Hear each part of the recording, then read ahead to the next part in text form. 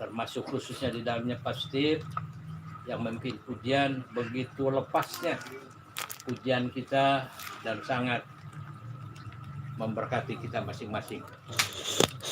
BBK adalah Bapa bagi Kristus, tapi BBK juga saya tambah sedikit, Bapa bersama keluarga.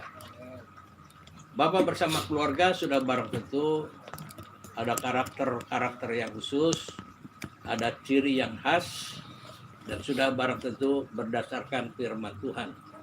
Ciri yang pertama dari Bapa bagi Kristus itu selalu dengar-dengaran dan taat akan firman Tuhan. Kita melihat Kejadian pasalnya yang ke-12. Kejadian pasal yang ke-12, inilah hal yang pertama. Saya masih memakai handphone yang paling besar di antara saudara sekalian. Kejadian 12 ayat yang pertama, tadi saya katakan dengar-dengaran dan taat akan firman Tuhan. Firman-Nya berkata begini, Abram dipanggil Allah.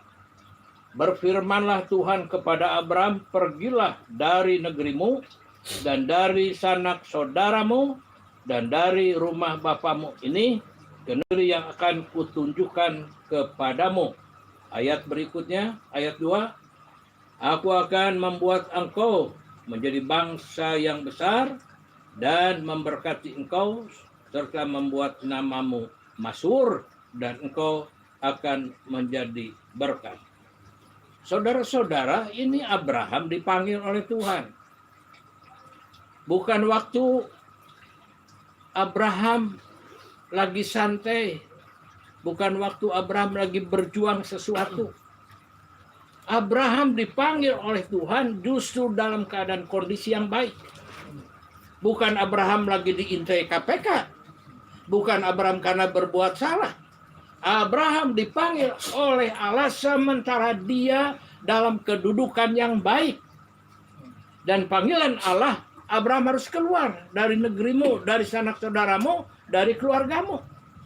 Bayangkan saudara-saudara, dalam kondisi yang lagi enak harus tinggalkan itu semua dan menuju negeri yang Tuhan akan tunjukkan kepada Abraham. Tadi saya katakan ini hal yang pertama, karakter Bapa bagi Kristus, Bapa bersama keluarga. Dengar-dengaran dan taat kepada firman Tuhan. Ini rahasia dasar sekali. Kalau kita belajar dengar-dengaran akan firman Tuhan, saudara kita taat akan firman Tuhan. Nah sekarang masalahnya, mengapa Abraham mengerti bahwa ini firman Tuhan? Mengapa Abraham tahu bahwa ini firman Tuhan? Yang meminta Abraham harus keluar dari negeri itu. Kan harus ada alasannya. Kok bisa tahu Abraham? Itu adalah firman Tuhan. Nah saya akan membaca untuk saudara di dalam ayat yang ke-8. Ini rahasia Abraham mengerti bahwa itu sabda Tuhan. Kejadian 12 ayat 8. Kemudian ia pindah dari situ ke pegunungan di sebelah timur Bet-El. Ia memasang kemahnya dengan Betel di sebelah barat dan Ai di sebelah timur. Lalu ia mendirikan di situ mezbah bagi Tuhan. Sekali lagi, ia mendirikan di situ mezbah bagi Tuhan dan memanggil nama Tuhan. Ini rahasianya. Kenapa Abraham mengerti bahwa ada firman Tuhan yang disampaikan? Dia punya persekutuan dengan Tuhan, punya hubungan yang intim dengan Tuhan. Ada mezbah. Mezbah itu tempat persembahan, mezbah itu tempat ibadah.